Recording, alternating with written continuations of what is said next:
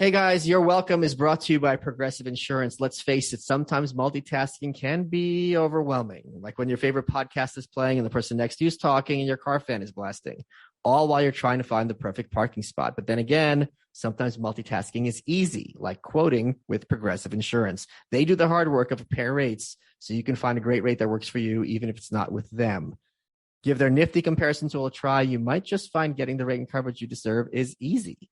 All you need to do is visit Progressive's website to get a quote with all the coverages you want, like comprehensive and collision coverage or personal injury protection.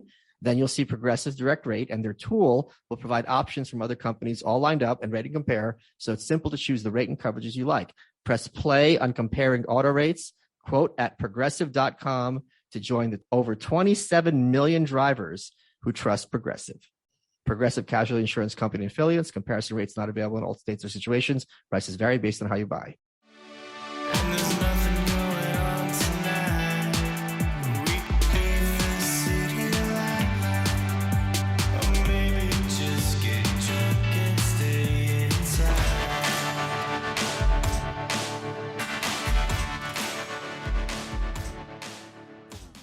Good afternoon, Michael Malice here. Let that be your welcome for the next hour. We have with us a special guest, Auron MacIntyre, Auron MacIntyre.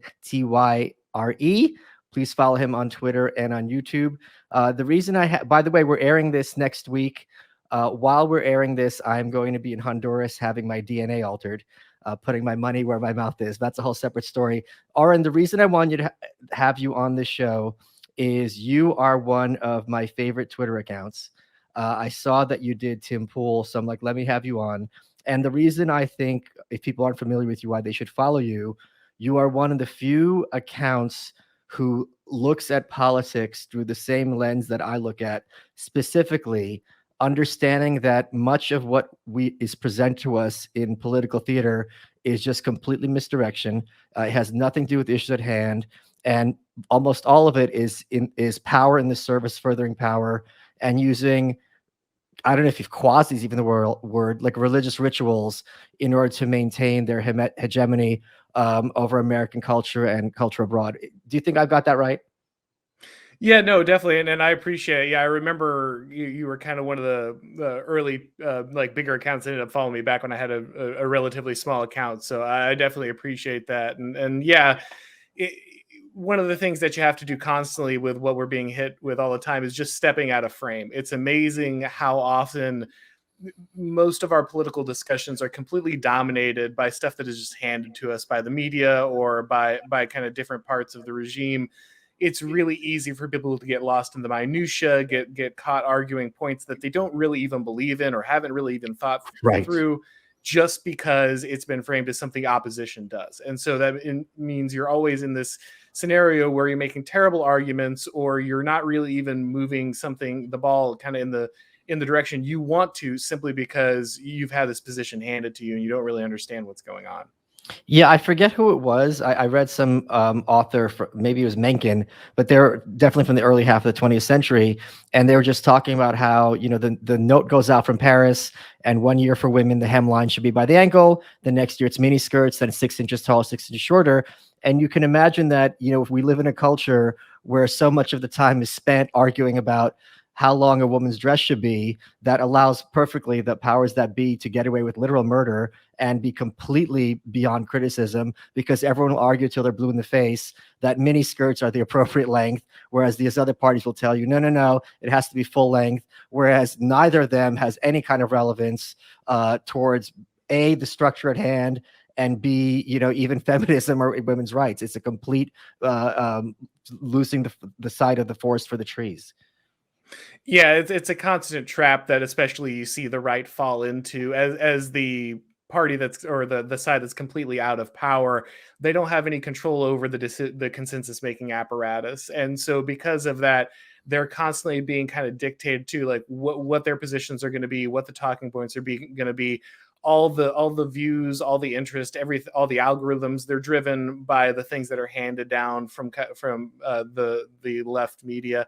And so that means that the right is always chasing, the lead car. It's never actually dictating the terms. It's always fighting battles that it's been handed rather than actually seeing what the issues are, which is why I think Trump was such a shock to the system.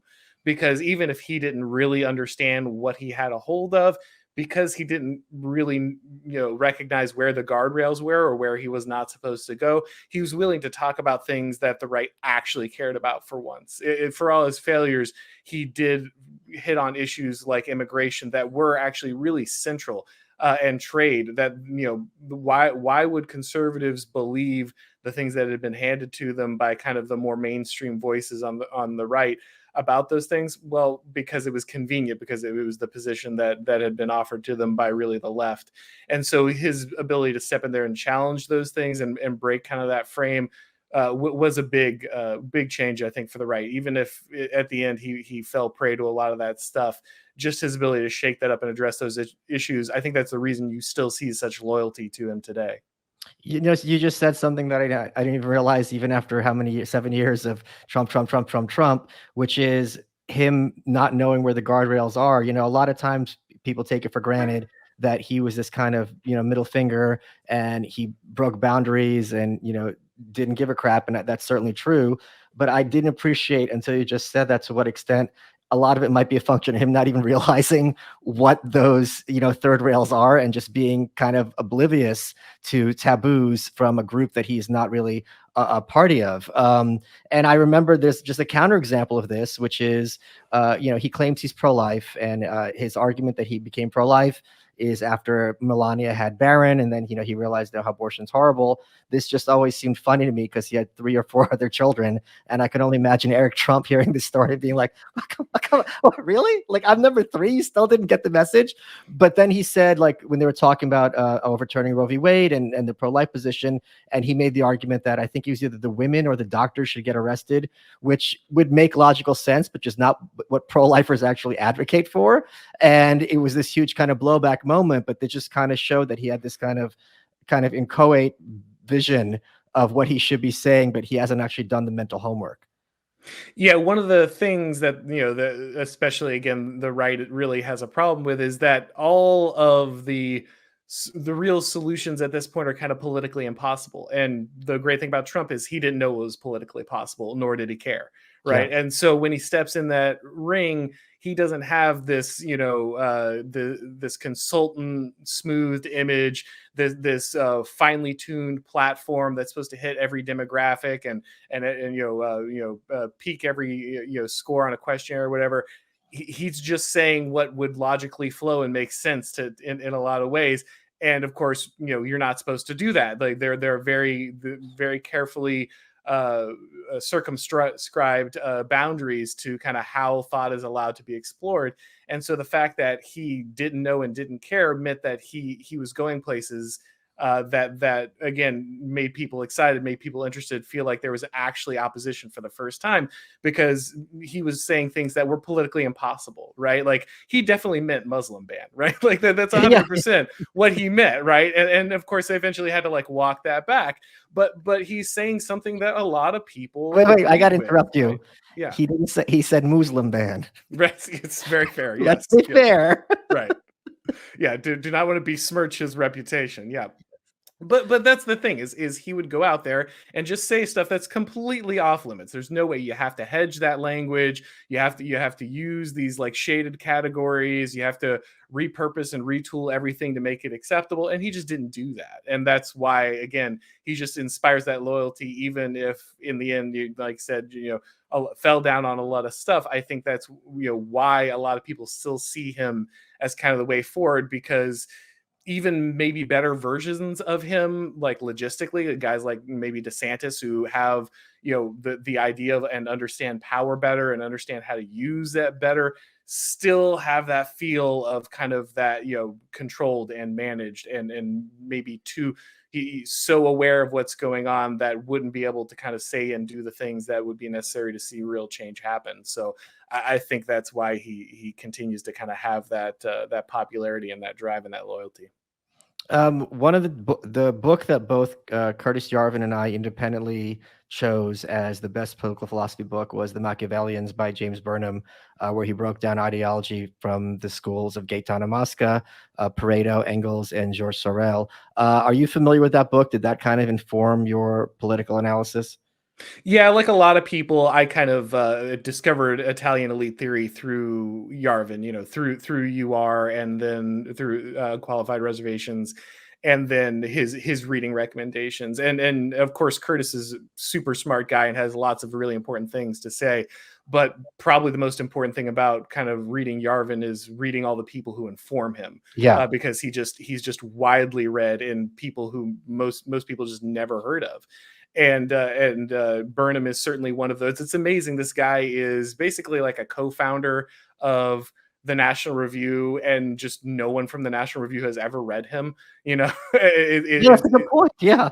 Yeah. It's amazing. And this guy is well read in this Italian elite theory, which is crucial to, I think, understanding a lot of what's happening in our world today, along with his book on the managerial revolution. And so the Machiavellans is an incredibly important book if you want to understand kind of realist understanding of politics, that Machiavellian political analysis. That's pretty crucial. And then if you go further, most of those authors are worth reading on their own. I highly suggest people reading guys like Gaetano Mosca. Really valuable. Pareto's really hard. Pareto's is a much more difficult climb, but some of those are very readable, and I think they're really essential to understanding kind of what's going on in the political power that's being exercised in the United States and the wider Western world. Yeah, Georges Sorel, who's kind of the odd duck out of those four, for those who don't know, was like a revolutionary anarcho-syndicalist, I believe. He was, the other three were pre-fascist or quasi-fascist, however you want to describe it, in their leanings. Mussolini and other elites certainly and other kind of totalitarians certainly drew from them. But what he pointed out, which I think is profoundly true in his time and profoundly true now, is he talked about the need of like a national myth.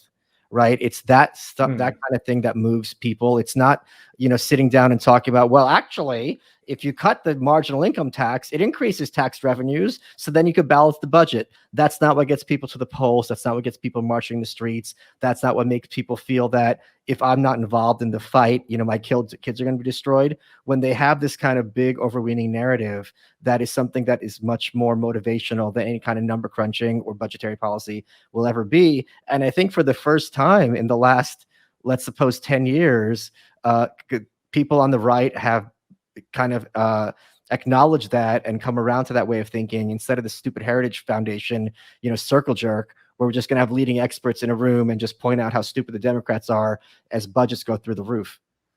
Yeah, there's always this misinformed notion that if you're just the calmer person in your room, you're the more rational person, you just bring the best argument, then eventually you're going to sway the people, and at the end of the day, in the marketplace of ideas, the best idea wins out after it logically defeats everyone else by listing the number of logical fallacies in whatever they're presenting. And this has just been on its face false, right? Like this has just been a total disaster for the right, this approach that this kind of constant battle of minutia, like that's going to win the day. If you just kind of let the crazy college kids punch themselves out, eventually, the adults will enter the room and we'll all go back to it. But of course, now those crazy college kids are in the boardrooms, right? And their ideology dominates kind of everything that the conservatives thought that they had control of. And Gaetano Mosca was also hit on this, right? He called this a political formula, right? You need to have a story. You need to have a way that you justify your ruling coalition's power. And he said it's really important that this not be actually like something totally cynical. You actually need it to be something that truly people believe in, that really matters to them, and that to some extent the elites themselves who wielded it as power, that they also believe in. The more that as a culture you're invested in this political formula, the more you probably have a good degree of kind of a functional society. It's when you have kind of this war of political formulas, this war of ideologies, that you really start to see things kind of come apart. And so I think the right has slowly started to realize that this constant again the accepting of the left's frame and then trying to get in there and just like show them factually they're wrong on their own ground is just a total failure. The problem for the right now is really creating a different political formula. They understand what doesn't work, and now the real challenge is figuring out what does work, because almost every organizing premise of a society is progressive in core in its nature, and that makes it very difficult for the right to find something that can truly bind them together and find a way to combat kind of the progressive hegemony that they have in the institutions. Folks, summer's here. That means you're spending more time outside and less in the kitchen. And Freshly's new lineup of effortless in-season meals gives you more time to enjoy summer. And now you can get $125 off your first 5 orders. You don't have to go to takeout. You can save money on meal prep. Other meal delivery options make you do all the work of prepping and cooking. Freshly's ready to heat and eat in 3 minutes or less. And it's good. They sent me some. They were very smart. And I warmed them up and I enjoyed them. And they have all different kinds for you to try. They've got over 50 nutritionist designed entrees. They've got steak peppercorn, mac and cheese, plant-based meals. Those weren't for me. I like the ones with the meat. You can skip the grocery shopping and dirty dishes. Your meals arrive cooked and fresh every week. And now you can try Freshly with $125 off your first 5 orders. Make summer dinner stress-free with Freshly. Right now, you can get $125 off your first 5 orders at freshly.com/welcome. That's $125 off at freshly.com/welcome. From cringing at the pump to getting an eye-popping check at your favorite restaurant, inflation's hitting us all where it hurts, and it really hurts. And that's why I started using Upside. Upside's an incredible app for anyone who buys gas, groceries, or dines out. With every purchase, you earn cash back thanks to Upside. And yes, I really did use it to buy gas. My friends drive me around, and I filled up their tank. So to get started, you download the free Upside app in the Apple Store or Google Play. Use my promo code, that's Malice, and you get $5 or more cash back on your first purchase of $10 or more. Then you claim an offer for whatever you're buying on Upside. You check in at the business, you pay as usual, and then in comparison to credit card rewards or loyalty programs, you get 3 times as much cash back with Upside. Cash out anytime you want. PayPal, e-gift card for Amazon, other brands, whatever you need. Download the free Upside app, use promo code Malice, and you get $5 or more cash back on your first purchase of $10 or more. That's $5 or more cash back on your first purchase of $10 or more using promo code Malice. It's free money, and that's the Upside. Get it? Let's get back to the show. I'm going to give you some softballs because it's really fun for me when someone who I agree with is going to give answers that I would have given, but they're going to say it in a different way. So here's the first one. What do you say to this BoomerCon argument that the media and the universities have gotten really bad? And I remember when I was a kid, how they were at least honest and were moderate. Yeah, I mean, this is your. I think you coined the phrase, conservatism is progressivism going the speed limit, right? Yes, sir. And that's exactly what that is. You have this group that is under the impression that they are conserving, they're truly providing opposition, when what they're really doing is just acting as they're defending just the last update of liberalism, the progressivism from 10 years ago. And they have this fond memory of the point at which the media was honest and all these institutions were on their side. This myth that there was this golden age of journalism where these really honest reporters were bringing the truth to them. This was entirely informed by Hollywood. There was the same level of propaganda in those pieces at that time. You just weren't looking for it because it didn't clash as severely with your values and your vision of America. The fact that kind of the BoomerCons were boiled slowly in the pot meant that they didn't recognize kind of how even their worldview was itself kind of a subversion of what they thought American values were. And so they're just defending that kind of that last era of liberalism rather than looking at a different thing, a different system, a different path. Yeah, I also compare it to like someone turning 20 and then deciding that all of a sudden there's so many more people having sex and drinking and doing drugs than 10 years ago. It's like, no, 10 years ago you were a kid and you were oblivious to this. So how would you have been aware of any of this? So this kind of thing like, oh, when I was in high school, yeah, you were in high school.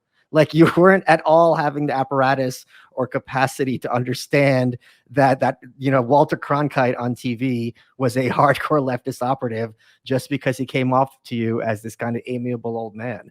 I mean, I hate using the word cringe, but this is one of the few things that makes me cringe more than anything else.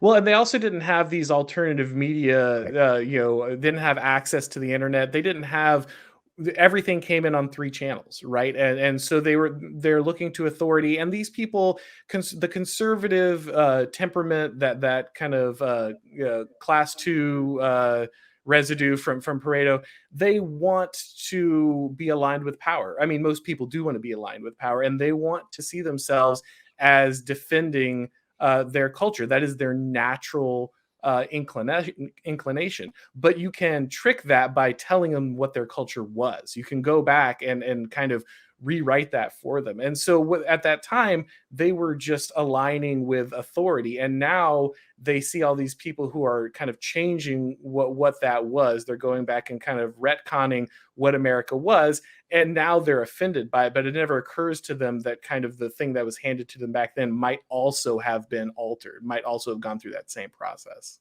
Can you tell me the process by which you became red pilled? Like, what were the books, what were the authors or the personalities and where'd you start from? Like a lot of people, the kind of the Trump election kind of shook my understanding of what was going on. I had worked a little bit in politics. I had a degree in politics, and I'd been a reporter, a political reporter, just kind of local news. But then I think the thing that really got me was the COVID lockdowns, because I had been one of these standard issue talk radio GOP guys my entire life. It made perfect sense to me. I had no reason to question it. And then when I hit the COVID lockdowns, and all of a sudden the same people around me this whole time who had been talking about the Constitution and the way it was going to protect your rights and all this stuff, when the government really came for you at the end of the day, the Bill of Rights would be there to kind of stop this. We had this perfect system. The founders had enshrined these protections, and when the state really came for you, this was going to stop it. And I just saw none of that worked. It all completely fell apart.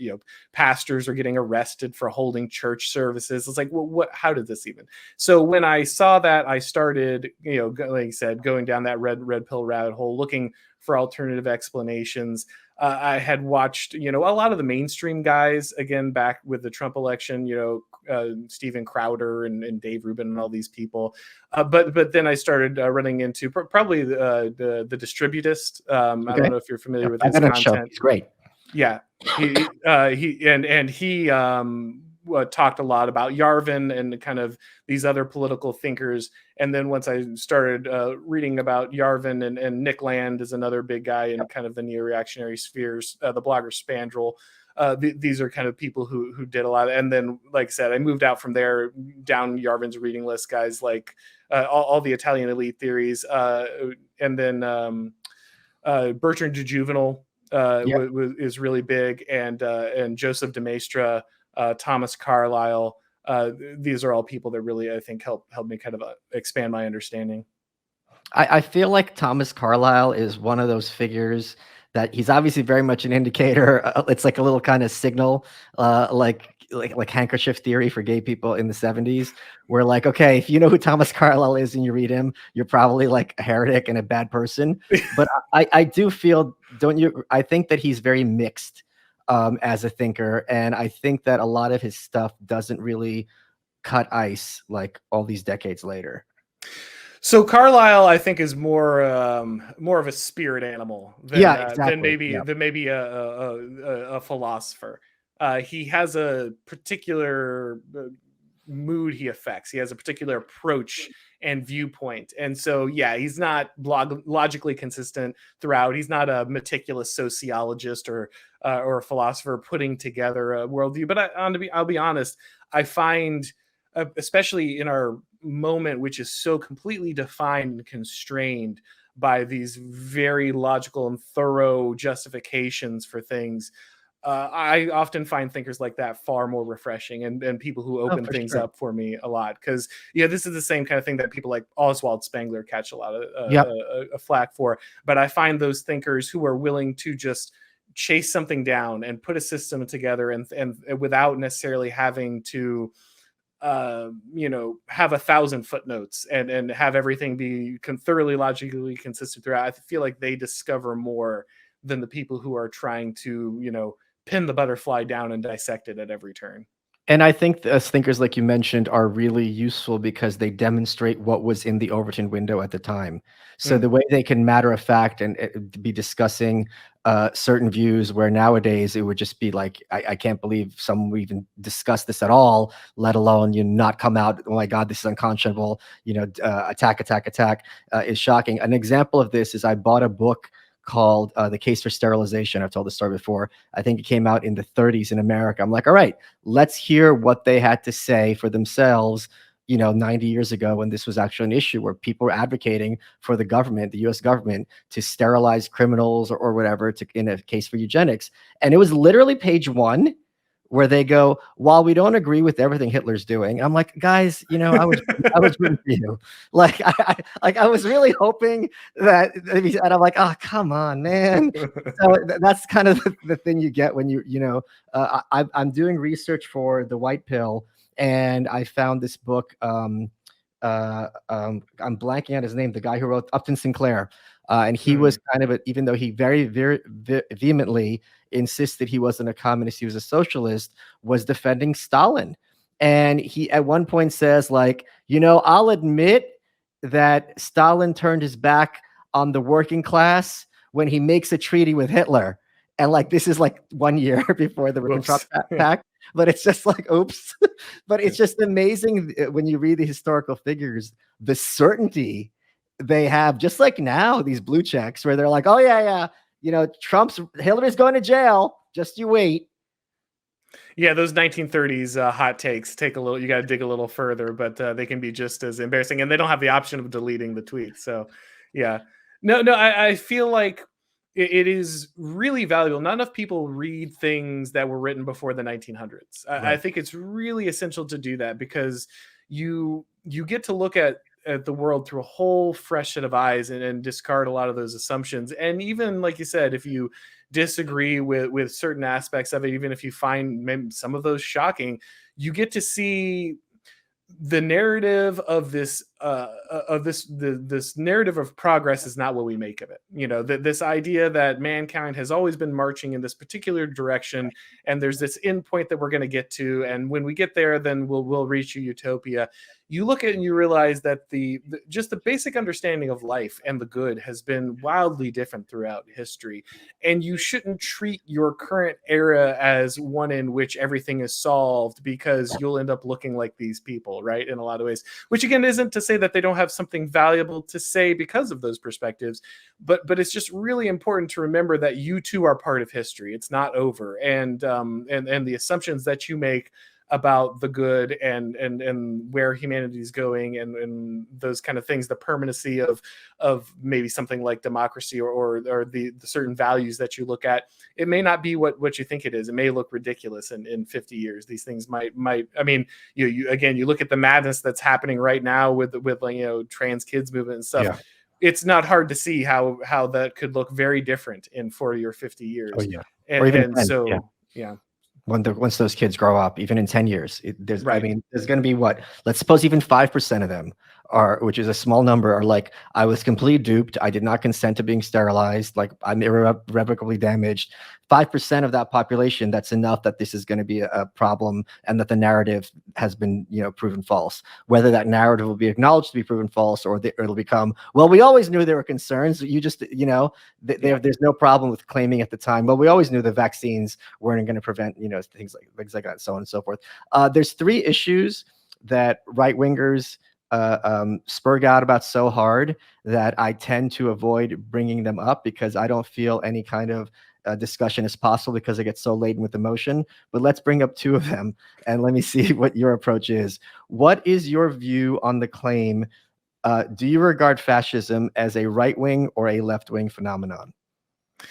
So this one's tricky, because there's a lot of debate about that, and it's mainly the fact that nobody actually knows what fascism is at this point. Sure. Fascism is just it's a nothing word. It just means evil. And so there's a lot of confusion as to where it would be assigned.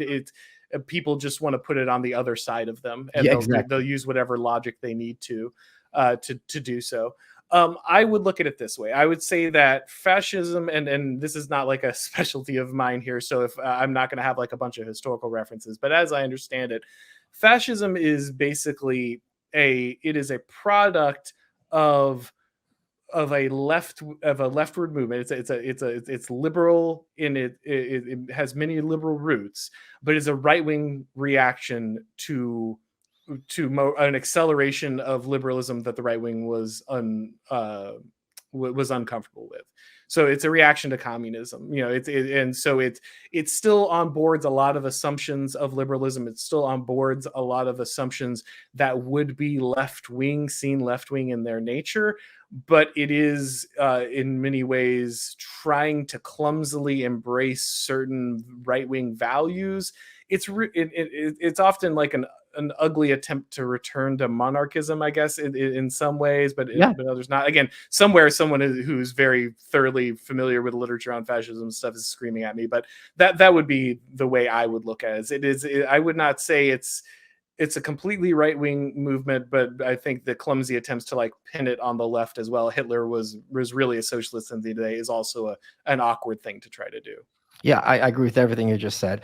Here's the other one that people on the right can't seem to wrap their heads around is, why do you think leftism is so prominent within culture? Do you think it's just a coincidence? Like, how do you explain that? I mean, I think there's a lot there. I think there are many reasons that we've moved that direction. I think that a large part of it is that there's power. I think when Curtis Yarvin described the left as a mystery cult of power, I think that's one of the more profound things he said. There is always power in kind of breaking down natural hierarchies. There's always power in inverting natural hierarchies because there's always people who otherwise would not have power, would not be in positions of control, who gain control because you're removing the natural kind of system that the society would fall into. And those people become extremely loyal to you. This is Leninism, right? You take the people who are loyal to you and put them in positions of power despite their inability to function in those roles, simply because that allows you to kind of generate that political force. At the same time, I think there's also a huge problem of massification. Our civilizations are growing and interconnecting and creating these Leviathan-like bureaucracies and organizations that incentivize a leftward drift. This is Robert Conquest's laws. Yes. And so I think that as our society continues to see kind of managerialism as the only solution, as it continues to see larger, more centralized organizations as the only way forward, leftism will continue to grow in power. Because while these things initially seemed like enemies, I think if you look at Sam Francis's Leviathan and His Enemies, he makes a great case for why kind of that leftist reaction to the managerial state in the 60s was actually just the left telling the managerial state that it wasn't moving fast enough. They were telling the managerial class that they weren't pushing their priorities fast enough. They weren't fulfilling their promises fast enough. And so the left misunderstood the managers as enemies and fought against them as enemies because they felt like they weren't actually doing that. But all the managers were doing they were slowing the progress enough to make sure that it didn't shatter the system. They needed to make sure that while they were acquiring power, they weren't destroying kind of the stock that they were feeding on. And so they needed to make sure that they weren't, they weren't rattling the people that they were kind of duping so much that they might notice the change. The left wanted it to all happen right now, and so they saw those people as enemies. But I think really at the end of the day, the left and kind of these large bureaucracies, these large corporations, these large government and non-government entities, they're far more friends than they are enemies. Hey guys, we have a new client with amazing extreme altitude wines from the Bonner Private Wine Partnership. I just had a bottle of their 9,000 feet Malbec at an event the other day. Everyone seemed to like it. It's grilling season. The flavors go great with any meat you're going to have. They're unlike any wine you've ever tasted. It's got blackberry, leather, smoke, and a little dark cherry notes. These wines are almost impossible to get on your own. The producers deep in the Andes Mountains make limited quantity. The The best part, they've cut out the middleman. No large markup. Today, I have an amazing introductory order. If you visit bonnerprivatewines.com/Michael, you'll not only get wine for 50% off plus free shipping, you'll also get a bonus bottle of small batch, limited production wine from their exclusive wine cellar. 4 bottles of wine for the price of 3. It's a deal that's hard to turn down. Just visit bonnerprivatewines.com/Michael to claim your bonus bottle and become a part of America's most unique wine club. If you're like me, you're growing more and more concerned about the future. Inflation's at its highest level in 40 years. Interest rates are skyrocketing. Market experts like Jamie Dimon, who's the CEO of JP Morgan, not only predict a recession, but are using terms like economic hurricane and unprecedented. If you want to protect your future, call the best precious metal dealers out there, which is American Hartford Gold. They can show you how to protect your savings and retirement accounts by diversifying your portfolio with physical gold and silver. All it takes to get started is a short phone call, and they'll have physical gold and silver delivered right to your door or inside your IRA or 401k. They make it easy. The highest rated firm in the country with an A+ rating from the BBB and thousands of satisfied clients. If you call them right now, they'll give you up to $1,500 of free silver on your first order. Don't wait. Call them now. Call 866-599-5502. That's 866-599-5502. Or text Michael to 65532. Again, that's 866-599-5502 or text Michael to 65532. Let's get back to the show. What is the issue or take you have that you've gotten the most pushback from people who are right of center? That's a good question. There's a number of them. Well, I guess one would be that men and women have to live together at some point. would probably be one that I get a lot of pushback. A lot.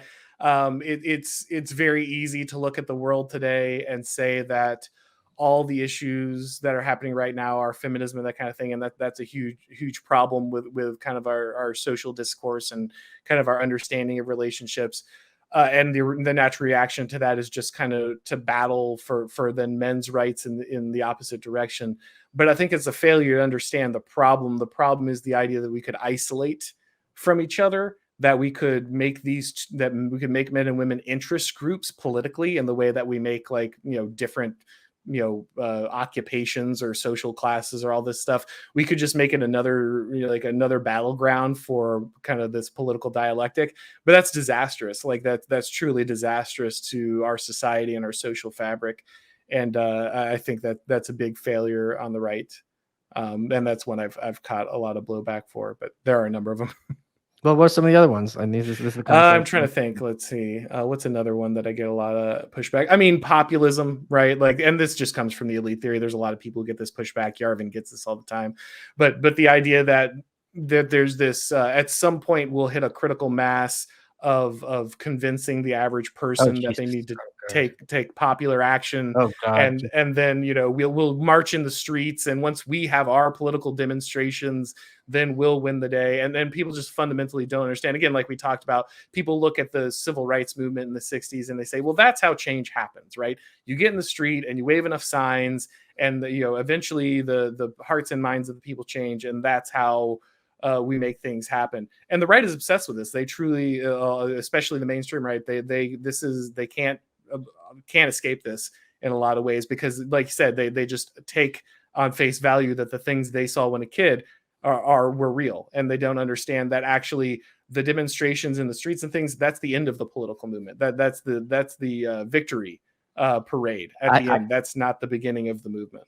I have to tell you, and I'm not really being hyperbolic, that to hear you present that perspective, obviously it's not your own, on my own show, is almost causing me physical pain.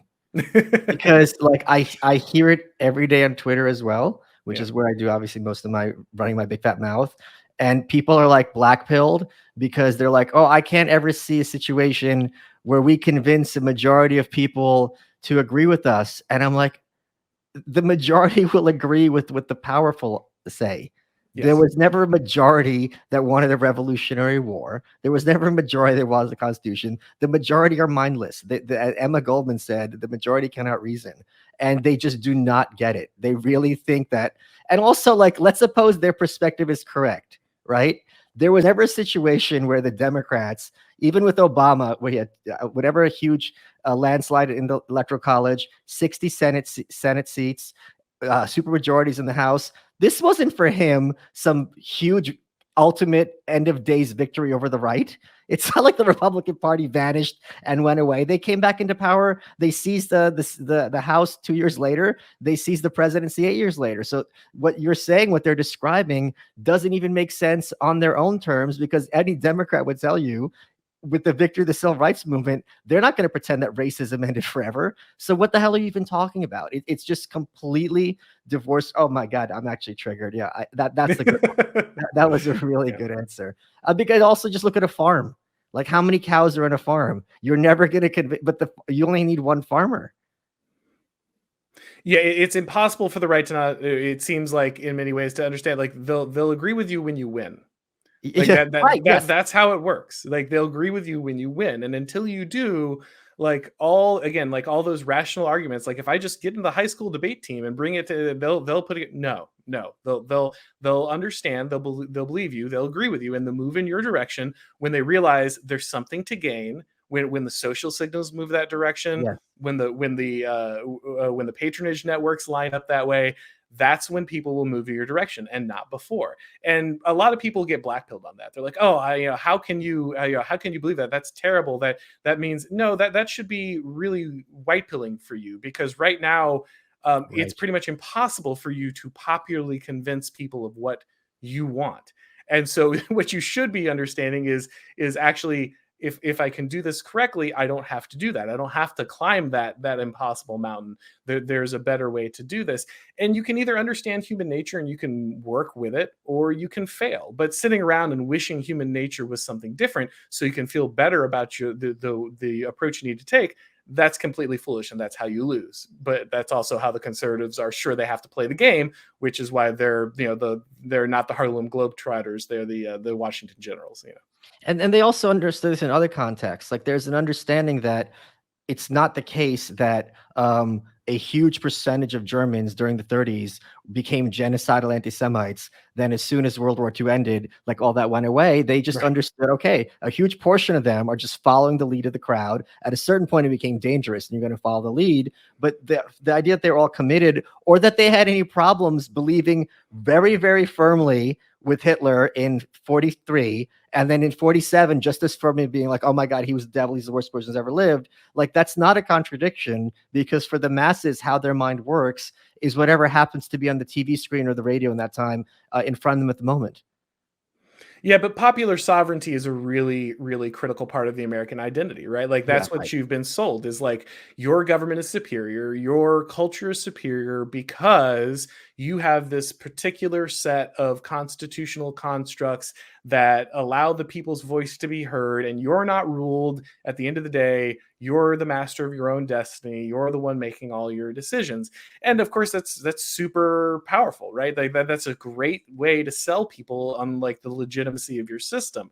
But it's just not true. But if it's not true, then like a lot of the core of at least the contemporary American identity is in serious trouble. And that's kind of the place conservatives can't go. Like they can't look at that, because if you look at that deconstructs kind of a lot of the story of America. And unfortunately, America has moved away, as much as, we hear about, the rise of theocracy, or, Christian nationalism is on the rise.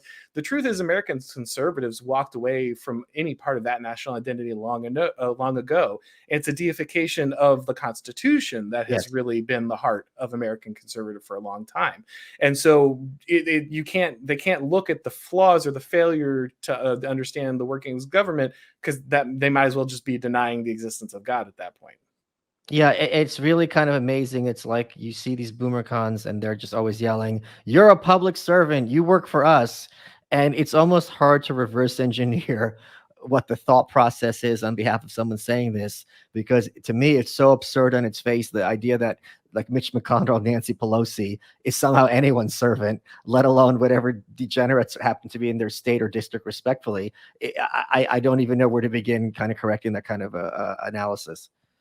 And that again, it's really difficult, because if what conservatives have been just told the story that, like, well, a king is evil and we broke away from the king and now you're in charge, and that's what freedom is, right? We don't Right. really have a good understanding of even like what liberty would be. That we have a terrible definition of liberty, which is just to do whatever you want, which is never what liberty ever meant, right? No, it's just to do the opposite of what the Democrats want today. That's Right, literally yeah, the definition of yeah, liberty, right? It's that's not very true. having drag queen story hour. Okay, what are you going to be doing in that hour? Oh, I don't know. Right. Yes. Well, it's hard to have. But it's hard for conservatives to have a public vision or to have a positive vision because they have been sold this idea of institutional neutrality. Right. They Yeah. believe that the what makes them free is that the government doesn't impose values and doesn't make decisions and that kind of thing. So the key is just to purge the bad stuff, the imposition of another person's morality, but they should never, impose their own. And that's a disaster because that's how the left is able to do all these things.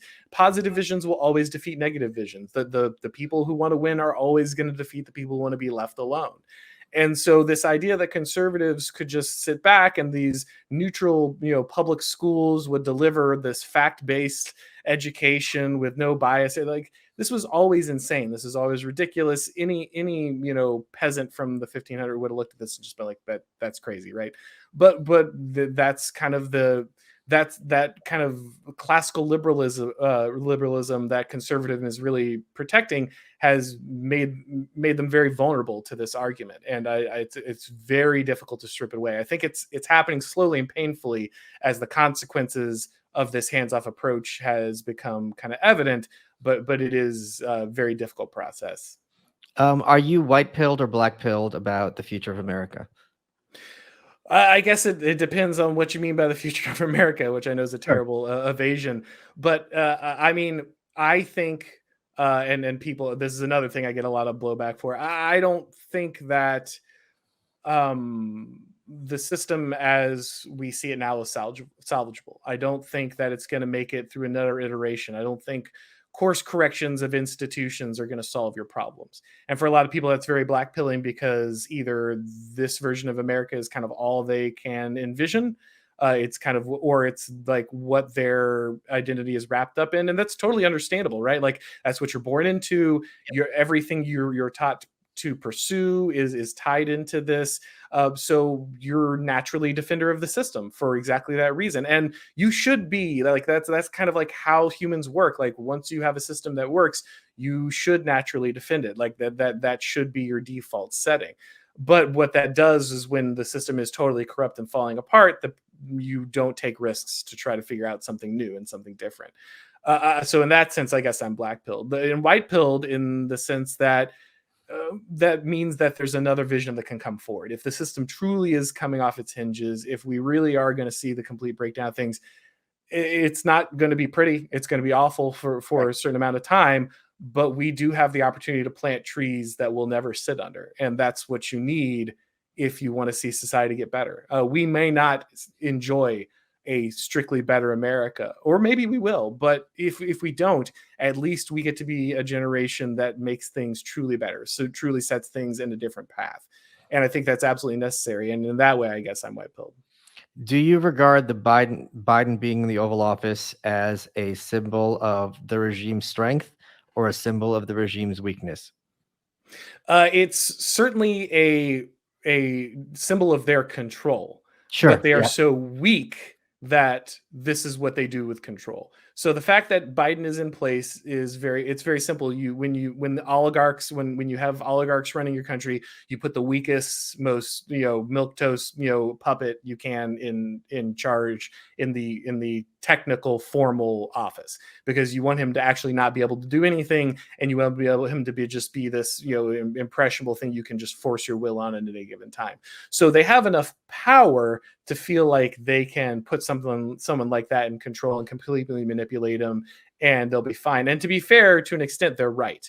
Because people know that Joe Biden is not the president of the United States. Like he formally occupies that role, or formally occupies that role, but he is in no way making those decisions. He in no way wields that power. Everyone, even Democrats, are very, very clear about that. He just has no ability to operate the country, fulfill any of his duties. And still everyone acts like everything's fine, everything's normal, Yeah, right?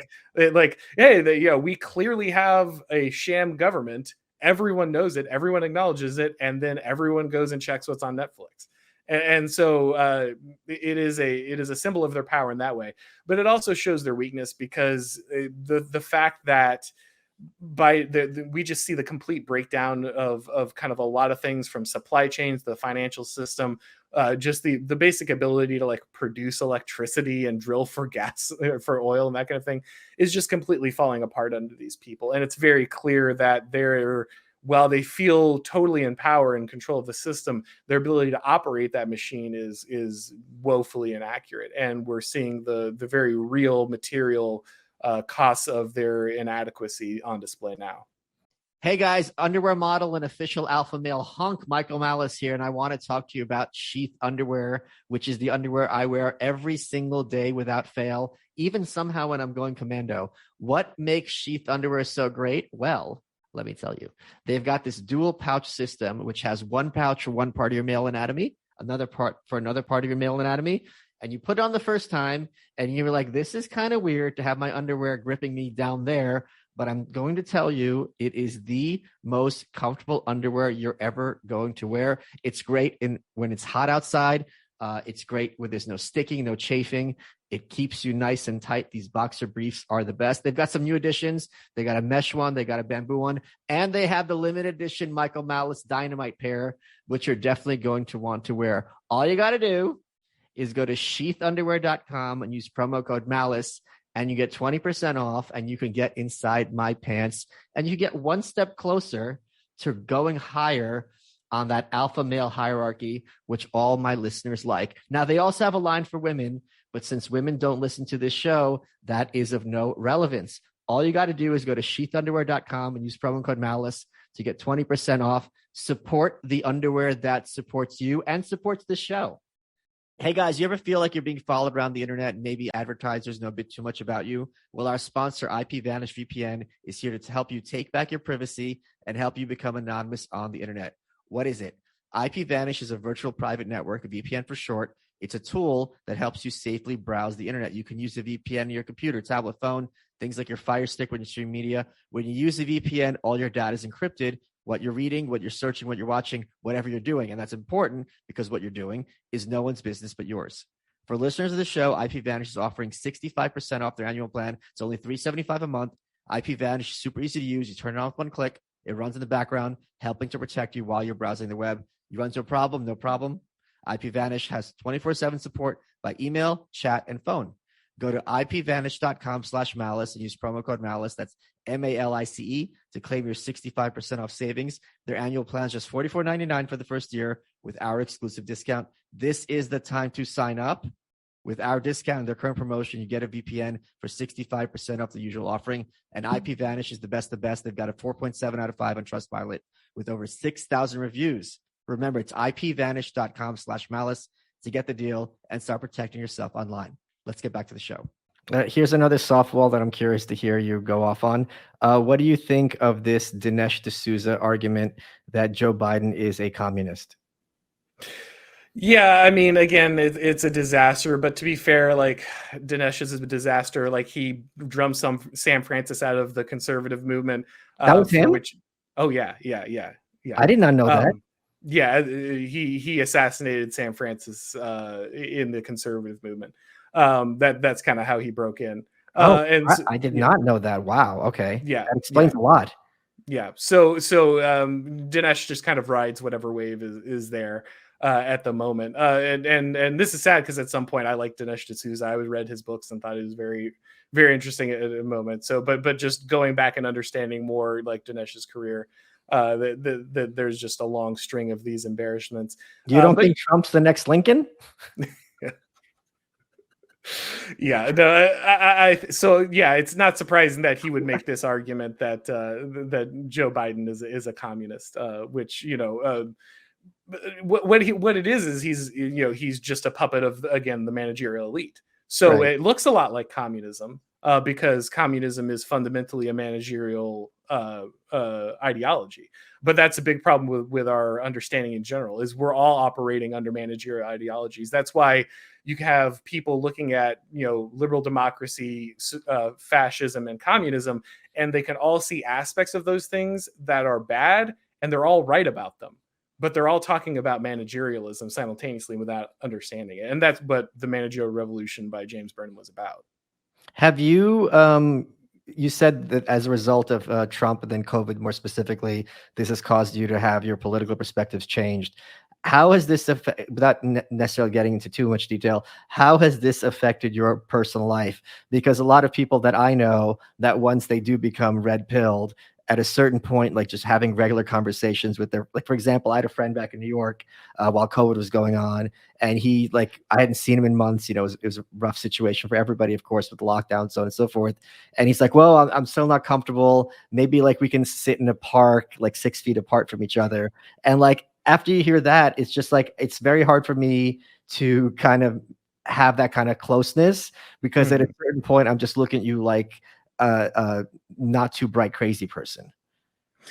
I guess I'm lucky in a lot of ways. My family was, like I said, always kind of this, standard, GOP, and most of my friends, I guess I've always kind of been right wing, even if it was more standard stock conservative. So I didn't have a ton of like super liberal friends, and the ones I had knew who I was. Like, they knew we already had that kind of relationship, right? Okay. If they weren't able to discuss difficult issues, if they weren't able to kind of see the other side and agree to disagree on things, then we weren't able to talk in the first place. And so I didn't really have a lot of like falling away, or, I didn't have any like close friends pull away from me or anything like that. If anything, it's been me and other conservative friends going through a journey of, well, maybe we had some assumptions, and maybe me being a little further ahead in that journey. But really, even if they disagreed at moments, they were always, I think, willing to talk to me about it, because they knew that I was on side,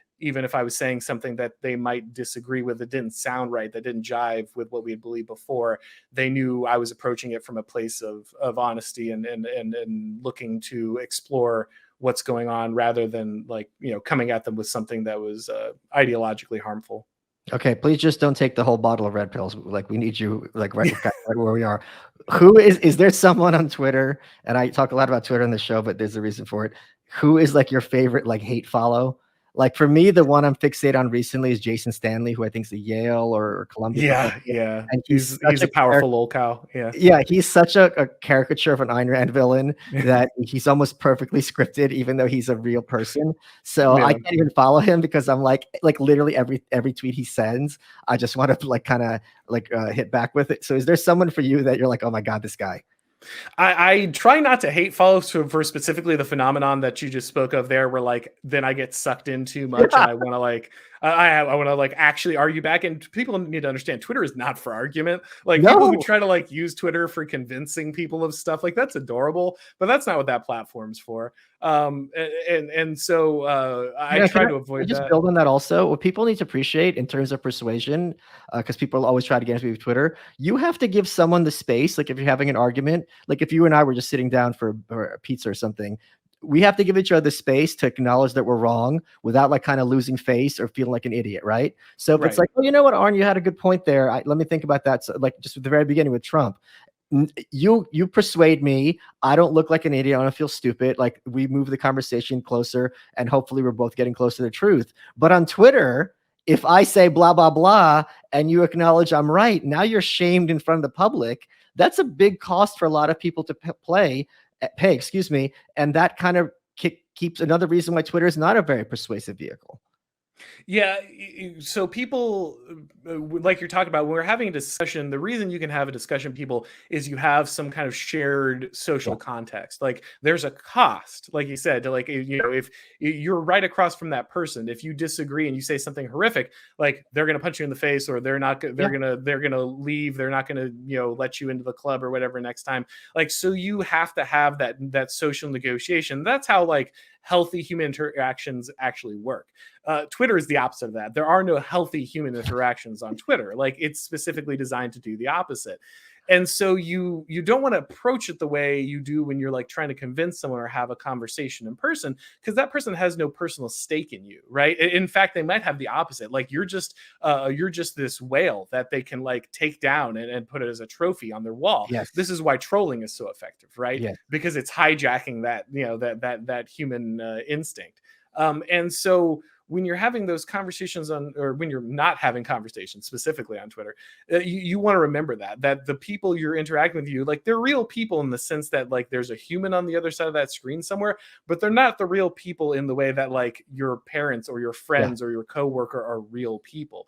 And you can't treat them that way. Like that at the end, Twitter persuades plenty of people, but what it persuades people with is in more mimetic repetition and slow erosion of frame than it does through like one concise logical argument that synthesizes what the other person thought and what you thought and arrives together at a better understanding. Like it is not there for that. That is not what it exists for.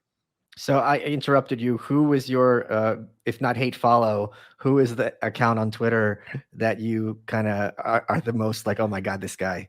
I mean, David French is too obvious. I feel like Matt Iglesias is another one. That's just a constant like. It's just one of those great like. If you were just on efficiency brain and were not able to actually like understand how humans work, like that's the take you would come up with. Like rationalists are some of my favorites, like because in some ways I love them. Like I am sympathetic to them. I understand how their mind works. Mine does a lot of that too, but at the same point it's like always they're just missing that piece, and I feel at some point I feel bad for them. Like, okay buddy, like let's like, okay, but remember that you're not working on a spreadsheet. These are human beings, and then let's reapply our priors here. So those are probably, I'm probably most tempted to reply to rationalists. So that's probably my most consistent. Like, I want to help you, but But do you think it might be a function of them being somewhat on the spectrum? How do you? Sure. Yeah, like how do you think you'd actually even be like if you were sitting down with them, not on Twitter, which is a combative environment? How do you think? Because I have not been able to do it. Like a good example up top is there's a reason why Ayn Rand's novels sell orders of magnitude more than her nonfiction, and it's not because she's a particularly good novelist. It's because people are far more moved by stories than they are by like logical deduction and laying out arguments. But and that's data. So this isn't just my opinion. You can look at these sales, This is obviously drawing people for some reason. Maybe my reasoning is incorrect, but there's some disparity here. But you can tell that to them and they'll smile and nod. And then they'll just go back to like you were saying with the rationalist arguments. And it's like, and then they're banging their heads against the wall.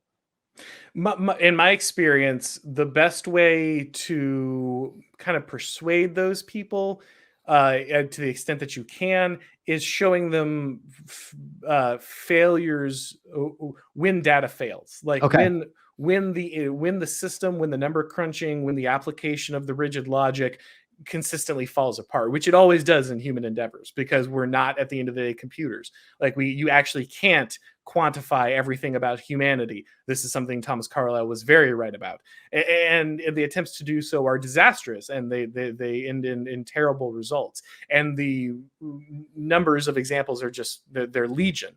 And so I think that's been the thing I found most effective is you just have to pull them out of their like, but I can optimize this. It's like, no, we need optimization isn't the problem. Like you're trying to solve a problem that isn't the actual issue. And because they're earnestly doing something. It's not that they're evil. It's just that they genuinely don't understand like a serious aspect of the human condition. And without that piece, it leads them to all the conclusions that they arrive to, which seem completely logical on their face, but fail, and miserably. Yeah, I've brought up this story several times, and I'll keep repeating until I'm blue in the face because it's such an example of what you're talking about. I was a Cato intern Cato Institute in the late 90s. And at the time, the Republicans took over Congress for the first time in 40 years in 1994. And Cato was publishing something called the Cato Handbook for Congress, which was basically like this thick book. I still have mine, which they gave to every congressperson. And this is like, these are budget cuts you can make today which won't really cost you anything in terms of like, it's not going to hurt people. It's going to save money. Like everybody wins. And David Bose, who's still executive vice president, said, I think to the Washington Post, that we regard this as pornography for Republican staffers. Like, we know they're not going to do it, but they're going to get really excited by the thought of it. It's like, well, if you know they're not going to do it, like what is your point with this gigantic project if its own advocate is confessing ahead of time that there's no possibility of any of this happening? Yeah, no, again, I think that's a very common right-wing response, is just like, look at all these things we can do to tweak the system for optimization, or with this we'll be able to, and it doesn't. Again, as Yarvin says, the left understands that power should be used to acquire more power, and the first thing the right does when it gets power is then like try to correct everything. Right. And that's a fundamental flaw that we see over and over again. Is they're like, well, now we have like one iota of power, we should essentially exercise it immediately to try to like make everything more efficient. It's like, no, that's not the problem. Like that's not your ability to make one small improvement makes sense. I understand why you want to do that, but if you don't have enough power to like fundamentally change the things that this is downstream from, it will always be a problem, even if you slightly shave off, some rounding error of issue, and that's always the problem that they're facing. Or even 10%. Yeah. It's just not even around it. It's not going to matter. I am very surprised and just surprised that in the last, let's say 4 years, at least since COVID, that there has been a huge movement, maybe illusory, within the Republican Party to go on offense, which is something that had never really been the case, like in my lifetime.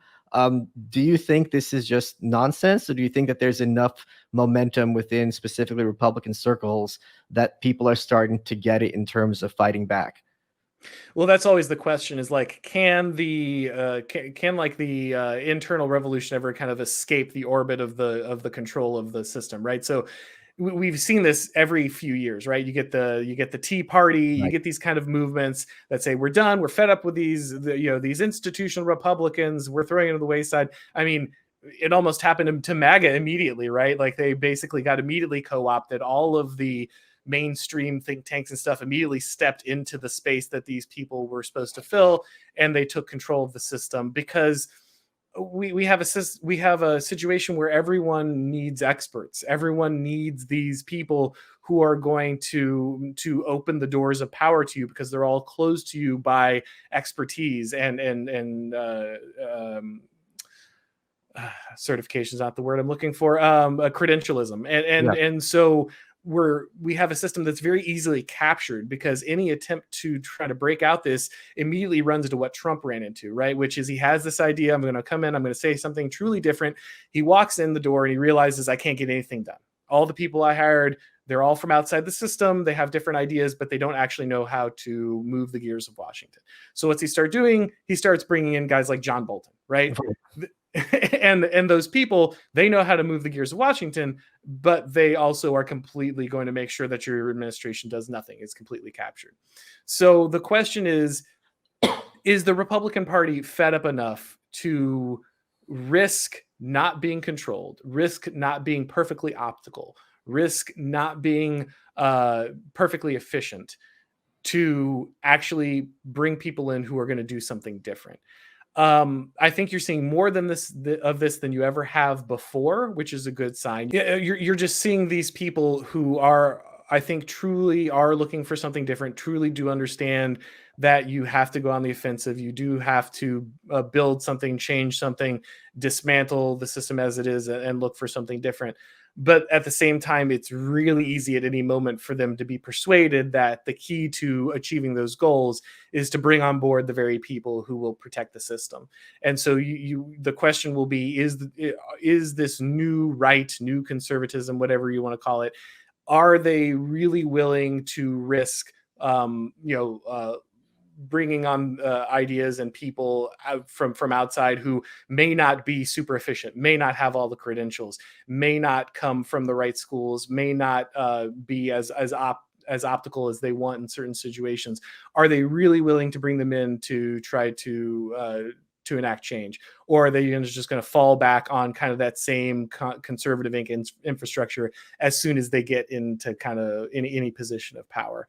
And I'm really not sure how that's going to go. I would hope that we're far enough down the road that something would change, but I don't know if you can guarantee it. Yeah, Jesse Kelly keeps pointing out, a radio host and another great guy, keeps pointing out that, look, at a certain point, if the story of the boy who cried wolf, at the very end, the wolf shows up, that if certain strains of progressivism keep up their tactics, at a certain point, you are going to have some elements of the Republican Party embracing a full-blown authoritarian, hardcore social conservative nationalist strongman. And then if you keep yelling about fascism, eventually it's going to show up and it's going to be embraced, though obviously not under that title. I think there's a lot of truth to what he's saying. I'd like to hear your thoughts on that. I mean, I think that he's right that they're pushing things to the point where that's the only place left to go, right? Which is what they want. That's what they think they want. They want their enemies to embrace this rhetoric. They want to see, they would like their enemies to inhabit the form they want to fight against. The truth is there just are no fascists. Like there's just nothing like that around.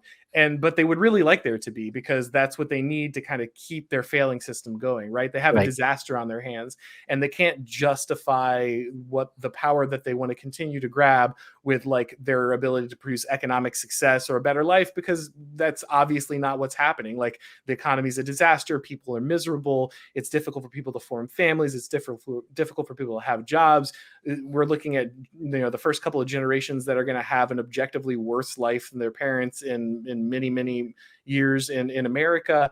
It's very clear that the regime cannot continue to deliver on their material promises, the things that have justified their expansion of power. So the only thing left for them to do is to try to generate like the people that are going to be evil, and that they've kind of said are the boogeyman in the corner is waiting to come for you the minute that their power and their protection is taken away.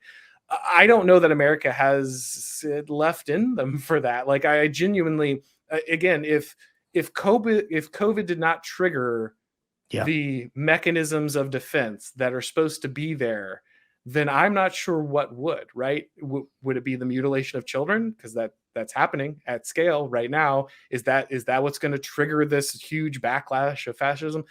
I don't know. I really don't understand it. Again, I think it's foolish to adopt the language or forms that the left would push on you, but I think it is very clear that there would need to be a right wing that does understand power and does understand how to exercise it and does understand that control of the institutions of the United States is essential, and that someone's values are going to be pushed and will be inculcated. And if it's not yours, it's someone else. I think those things are all things that need to be recognized. Does that make you fascist? No, I don't think so. I think that makes you an average person from 60, 80 years ago, right? But today, just believing that you shouldn't be pushing gender reassignment on 10-year-olds makes you a fascist. So I don't think the right should embrace any of those labels. I don't think you should say, oh well, yes, if that's what fascism is, then that's what I'm going to be. I think that's foolish. I think that's again taking on the frame of your enemies. But I think that you should also understand that just because the left is saying like, well, the right wanting to have any power or influence in the social sphere is fascism, doesn't mean that you should be afraid of those things, because those things are absolutely necessary if any change is going to take place, which is why they label them that way. Auron, we're running out of time. What has been your favorite part of this interview? My favorite part of this interview is when you told me that Thomas Carlyle was muddled, because I appreciate that you didn't take him as just like the sage prophet, because a lot of ways he is, but a lot of people just immediately say Carlyle is he's just right on all accounts. But I do like the direction in which you push back on that, because I think that's a good point to bring up. You are welcome.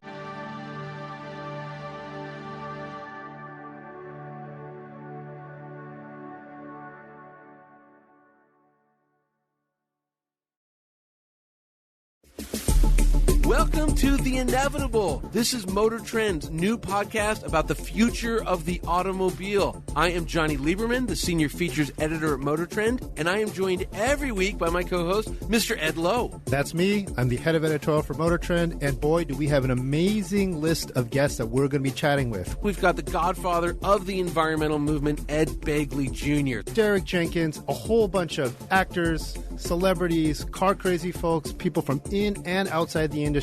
Can't wait for you to join us. We're talking about the future of the car. This means everything from electrified vehicles to cars that drive themselves. Come check us out. We're on podcast1.com or anywhere else you find your favorite podcasts. We're also on motortrend.com and youtube.com/motortrend. All month long, the biggest movies are streaming free on Pluto TV's Popcorn Summer Movies. Watch star-studded blockbusters like Titanic and Transformers: Revenge of the Fallen, or fall in love with charming rom-coms like Hitch and How to Lose a Guy in 10 Days. The best part? Pluto TV is 100% free. No credit cards, not even a sign-up. Plus, Pluto TV has hundreds of channels with thousands more movies, TV shows, and more. Download the Pluto TV app on all your favorite devices and start streaming now. Pluto TV. Drop in, watch free.